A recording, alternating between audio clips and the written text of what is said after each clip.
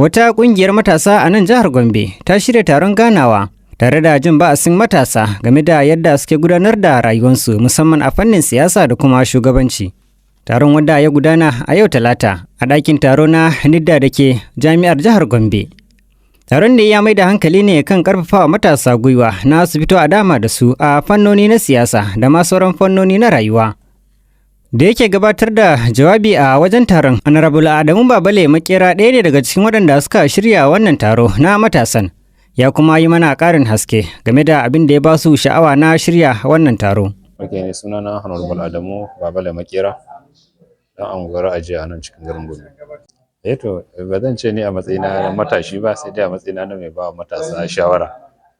Kamar da shi wannan taro din dama an yi shirya shi ne domin a faɗakar da matasa musamman dangane da muhimmanci wajen shugabanci, a kwatanta tsakanin matasa da kuma waɗanda suka manyanta, waɗanne ne wanda ya kamata ya fi dacewa su zama shugabanni, wadda kuma gaskiya ana tattauna cewa su matasa ne ya kamata, duk da dai ba a rena manya ba, amma su da yake suna da experience, su kuma matasa su suke da karfin jiki da kuma kaifin kwakwalwa yadda za su iya tunanin kawo canje-canje. Saboda haka su matasa din su ne fi dacewa su zamana suna kan shugabanci, amma dai kuma dole ya zamana suna karban shawarwari da kuma tuntuɓar su manya domin a gaje cewa al'amura sun tafi daidai. Da yake nashi jawabi, Dr. Abubakar Aliyu Bami ya shawarci matasan da su rage buri na rayuwa, su kuma tsarkake zuciyansu domin damawa da su a fannoni daban-daban na rayuwa. Nawa mu muke ɗaukawa? Duniya ya suke ya muke rayuwa?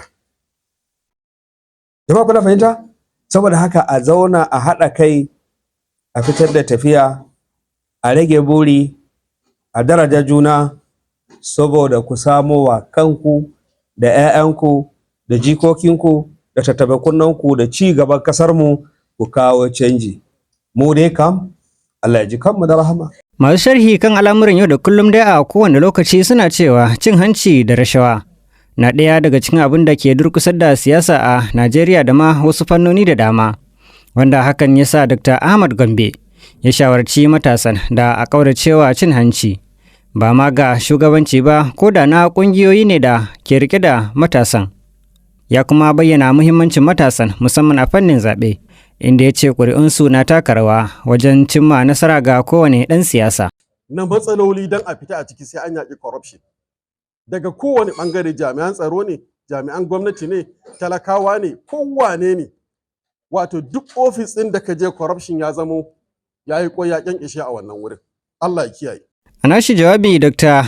Abdullahi Baffa Garkuwa, kwamishinan kimiyya da fasaha na nan jihar Gombe, ya shawarci matasan wadda ya ce su ne ƙashin bayan al'umma da kuma sauran 'yan siyasa baki ɗaya, inda ya ce dole ne a dama da matasan a jam'iyyun siyasa a Najeriya.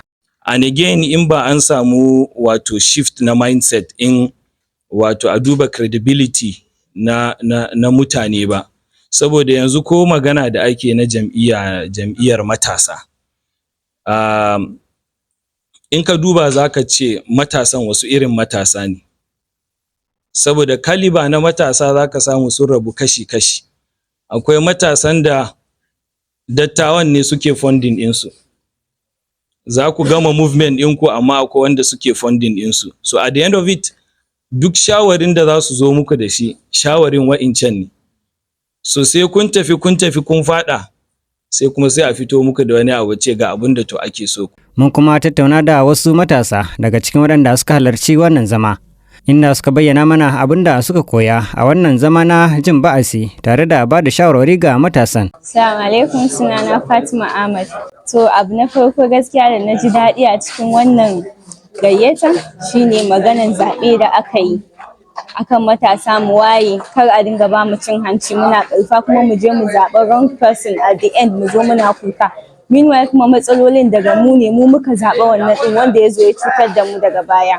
Gaskiya to na ji daɗin wannan magana kuma ina fata za mu gyara abin da muka fara. Sunana Affan Isa.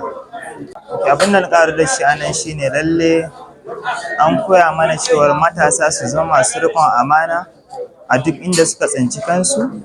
Sanan matasa su cire tsoro a cikin zuciyarsu game da harkan da ta shafi siyasa. idan kana da ƙudiri a ranka game da siyasa da ci gaban mutane, to lalle ya kamata ka fito ka cire tsoro, ka nuna wa jama'a lalle ka shirya za ka ba da lokacinka wa mutane kuma a samu ci gaba. Masu iya magana dai na cewa matasa su ne ƙashin bayan al'umma. Da fatan za a tallafa wa matasan da kuma sanya su a fannoni da dama, kama daga shugabanci da sauran fannoni da ya danganci na matasan, domin a samu sauyi a shugabanci a Najeriya. Abdulaziz Abdullahi, Arewa Bridge Media.